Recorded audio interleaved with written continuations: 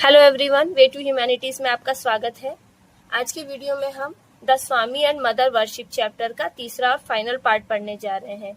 इसके पहले भी पार्ट 1 और पार्ट 2 के वीडियोस मैं अपलोड कर चुकी हूं और अगर आपने उन्हें नहीं देखा है तो डिस्क्रिप्शन में दोनों वीडियोस के लिंक दिए हुए हैं, आप वहां जाकर वीडियो को देख सकते हैं, तभी आपको तीसरा पार्ट भी समझ में आएगा। तो चलिए शुरू करते हैं इस चैप्टर का final part. You see, I cannot but believe that there is somewhere a great power that thinks of herself as feminine and called Kali and Mother. आगे स्वामी जी कहते हैं कि आप देखिए, मैं इस बात पर विश्वास किए बिना नहीं रह सकता कि एक वही ग्रेट पावर है, महान शक्ति है जो खुद को एक फेमिनाइन मानती है, स्त्री मानती है और काली कही जाती है, माँ भी कही जाती है। मीन्स काली माँ जो है वो सबसे बड़ी पावर है, सुप्रीम पावर है।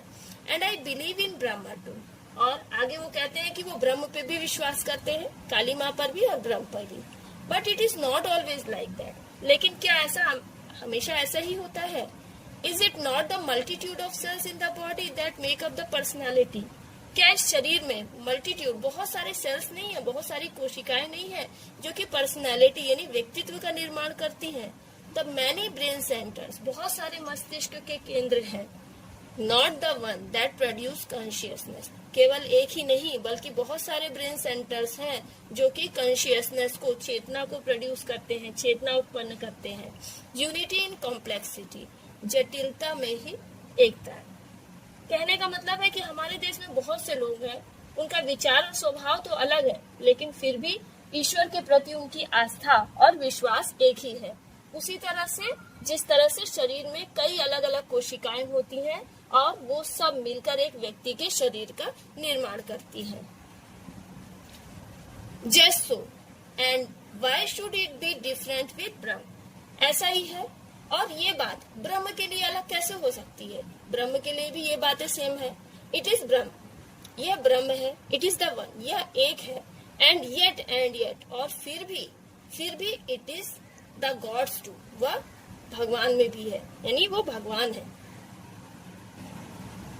Similarly he had returned from a pilgrimage in Kashmir, saying these gods are not merely symbols. इसी तरह से वे कश्मीर की यात्रा से जब लौट रहे थे, कौन? स्वामी जी। जब कश्मीर की पिलग्रिमेज यानी तीर्थ यात्रा से लौट रहे थे तो उन्होंने कहा था these gods are not merely symbols, ये सभी देवी देवता केवल सिंबल्स नहीं है, प्रतीक नहीं है। They are the forms that the भक्तास हैव सीन, ये वो फॉर्म है, वो रूप है जिन्हें भक्त देखते हैं, यानी भक्त अलग अलग रूप में अपने ईश्वर को देखते हैं। And it is told of Shri Ramakrishna that he would sometimes speak coming out of samadhi of the past experience of that soul that dwelt within him. और श्री राम कृष्ण के बारे में भी कहा जाता है कि वो कभी कभी समाधि से बाहर आकर अपने भीतर निवास करने वाली आत्मा के पिछले अनुभव के बारे में बोलते थे। कहने का मतलब है कि जब वो समाधि से यानी मेडिटेशन से बाहर आते थे तो वो अपनी अंतर आत्मा के अनुभव से बोलते थे। मीन्स जो भी वो फील करते थे उसको वो शब्दों में प्रकट करते थे। He who came as Rama, as Krishna, as Jesus dwells here. क्या कहते थे वो जब समाधि से निकलते थे? कि वो जो कि राम के रूप में आया, कृष्ण के रूप में आया या जीसस के रूप में आया, वो सब यही रहते हैं। यानी मनुष्य के मन में भगवान अलग अलग रूप में रहते हैं, कभी राम के रूप में, कभी कृष्ण के रूप में और कभी जीसस के रूप में। And then would add playfully, और बड़े ही प्लेफुली मजाकिया ढंग से उन्होंने कहा, turning to his chief disciple, अपने चीफ डिसिपल मुख्य शिष्य की तरफ मुड़ते हुए, देखते हुए उन्होंने बड़े ही मजाकिया ढंग से कहा। उनके मुख्य शिष्य कौन है यहाँ पर? Swami ji, Swami Vivekananda. But not in your Vedanta sense Naren, तुम्हारे वेदांता सेंस में नहीं। राम के रूप में, कृष्ण के रूप में, जीसस के रूप में रहते हैं भगवान, लेकिन तुम्हारे वेदांत दर्शन में नहीं। यहाँ पर उन्होंने स्वामी जी पर व्यंग किया। नरेन स्वामी जी का निक नेम था नरेंद्र नाथ, इसलिए यहाँ पे इसे शॉर्ट में नरेन कहा गया है। Thus we are admitted to a glimpse of the struggle that goes on in great souls for the correlation and mutual adjustment of the different realizations of different time. इस प्रकार हमें उस संघर्ष की झलक मिलती है, ग्लिम्स ऑफ द स्ट्रगल। किस संघर्ष की झलक मिलती है? जो कि ग्रेट सोल्स यानी महापुरुषों में चलती आई है। अलग अलग समय में उनके अलग अलग अनुभव के आपसी समायोजन के साथ। मीन्स जो बड़े बड़े महापुरुष थे उनके अलग अलग अनुभव थे और आपस में उनका उन्होंने एडजस्टमेंट किया, समायोजन किया। कहने का मतलब है कि बड़े बड़े महापुरुष अपने अनुभव के साथ समायोजन करते थे और इसके लिए उन्हें भी थोड़ा संघर्ष करना पड़ता था, क्योंकि सबके विचार, सबके आइडियाज अलग अलग होते थे। On the one side the mother, on the other side Brahma.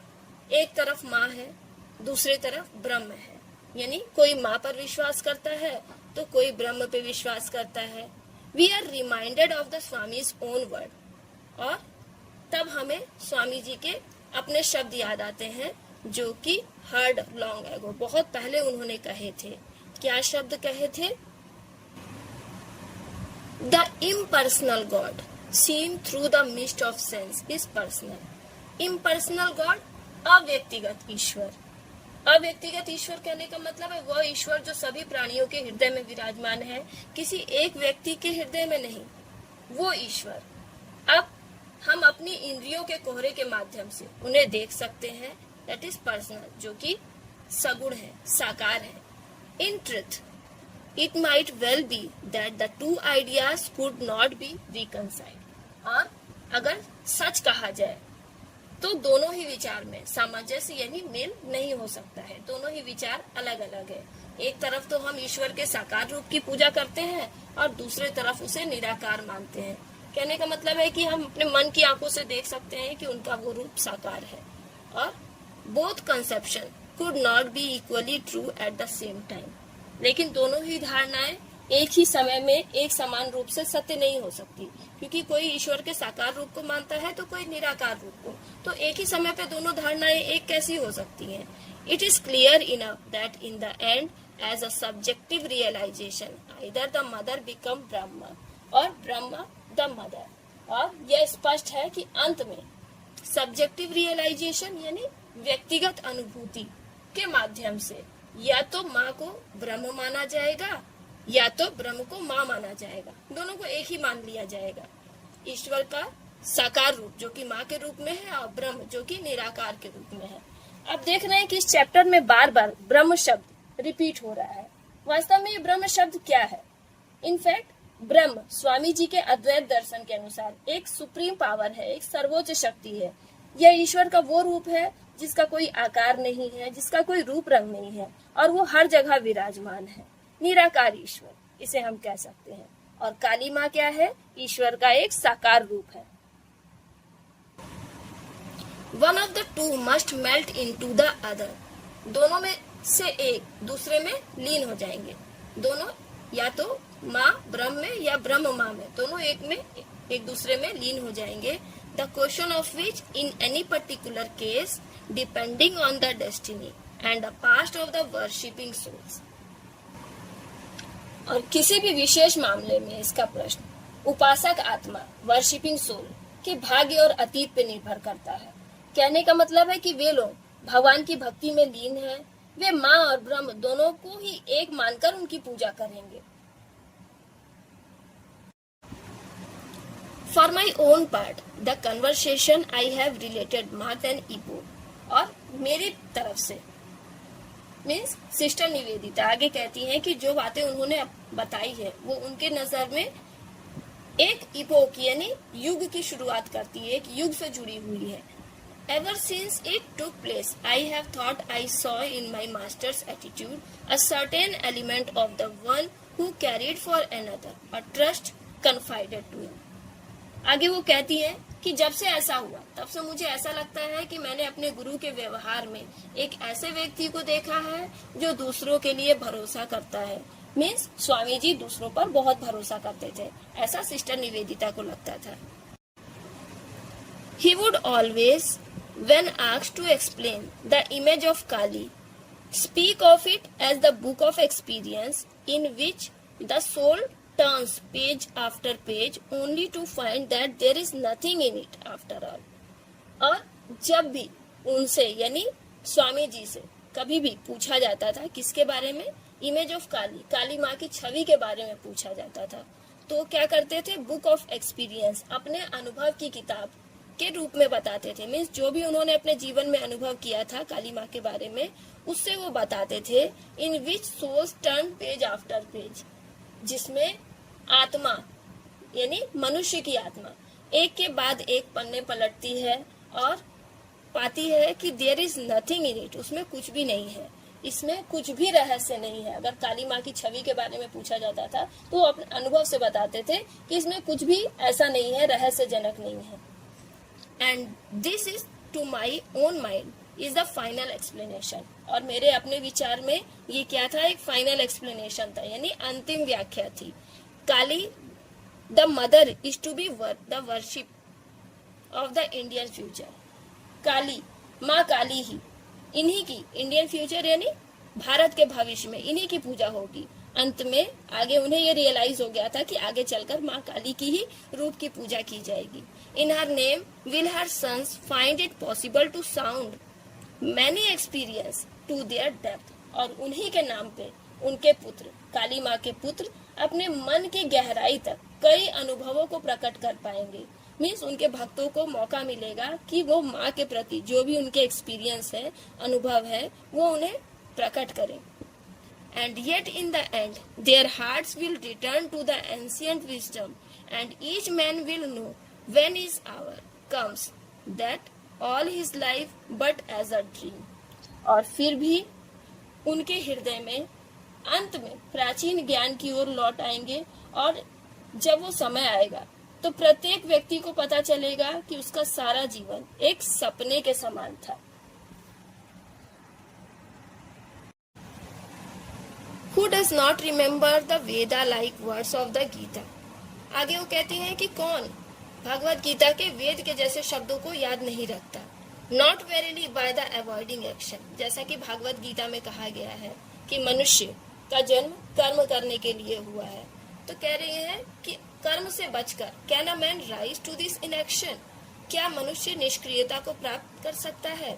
नहीं, कोई भी इंसान कर्म से नहीं बच सकता।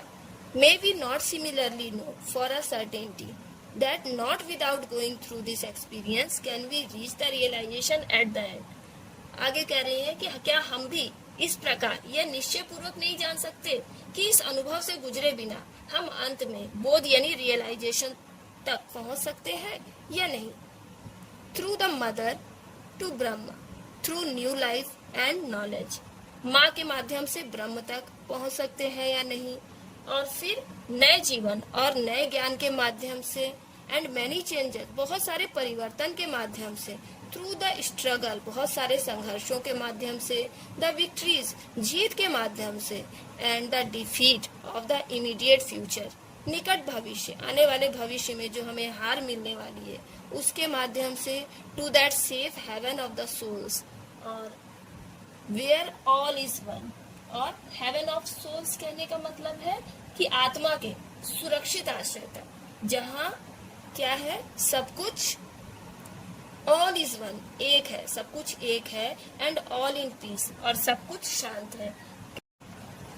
कहने का मतलब है कि माँ के माध्यम से ब्रह्म तक, नए जीवन और ज्ञान के माध्यम से, और अनेक परिवर्तनों के माध्यम से जो संघर्ष हमने किए हैं, जो जीत हासिल की है, या भविष्य में जो भी हार का सामना हमें करना पड़ेगा, आत्मा के उस सुरक्षित आश्रय तक जहाँ सब कुछ एक है, सब कुछ शांत है, क्या हम वहाँ नहीं पहुँच सकते? As I look more and more closely into the life of that great teacher whom I have followed. As I look, जैसा कि उन्होंने देखा, more closely, बहुत ही पास से, किसके लिए? The great teacher, जो महान शिक्षक थे। मीन्स कह रही है सिस्टर निवेदिता कि जैसे जैसे मैं उस महान शिक्षक के जीवन को ज्यादा से ज्यादा और करीब से देखती हूँ, उस शिक्षक को जिनका उन्होंने अनुसरण किया, जिसको उन्होंने फॉलो किया, यानी स्वामी जी के बारे में कहा जा रहा है। I see each day with growing clearness how he himself was turning the pages of the book of experience, और हर दिन बढ़ती हुई स्पष्टता के साथ ग्रोइंग क्लियरनेस, बढ़ती हुई स्पष्टता के साथ उन्होंने देखा। सिस्टर निवेदिता ने स्वामी जी को देखा, यानी स्वामी जी को वो अच्छी तरह से समझ पाई और जान पाए कि किस तरह से वे खुद अनुभव की किताब के पन्ने पलट रहे थे। And it was only when he had come to the last word, और जब वो अपने अंतिम शब्द पर पहुंचे, यानी उन्होंने जब बोलना शुरू किया, that he could lie back like a very child in the arms of his mother. तो जब उन्होंने बोलना समाप्त किया, तभी वह एक थके हुए बच्चे की तरह अपनी माँ की बाहों में लेट सके। To be wrapped all away at last into the supreme revelation, और अंत में सुप्रीम रिविलेशन मीन्स सबसे बड़े रहस्य से पर्दा उठाने में खुद को समाहित कर लिया। Knowing that all this was but a dream, और ये जानते हुए कि ये सब केवल एक सपना था। इस तरह से चैप्टर यहाँ पर खत्म होता है। अगर वीडियो आपको समझ में आई हो, अच्छी लगी हो, तो वीडियो को लाइक करें और अपने दोस्तों के साथ शेयर करें। आपके जो भी डाउट हैं उसे कमेंट करें। चैप्टर थोड़ा सा कॉम्प्लिकेटेड है, इसलिए इस चैप्टर को मैंने धीरे धीरे और आपको बहुत ही ध्यान से पढ़ाने की कोशिश की है, जिससे आप चैप्टर को अच्छी तरह से समझ सके। क्योंकि जब आप चैप्टर को अच्छे से समझेंगे, तभी इससे रिलेटेड क्वेश्चंस के सही आंसर दे पाएंगे। तो मैं चाहती हूँ इस वीडियो को ज्यादा से ज्यादा लाइक और कमेंट करें। जल्द ही फिर मिलेंगे इस चैप्टर के मल्टीपल चॉइस क्वेश्चन और उसके आंसर्स एक्सप्लेनेशन के साथ लेकर।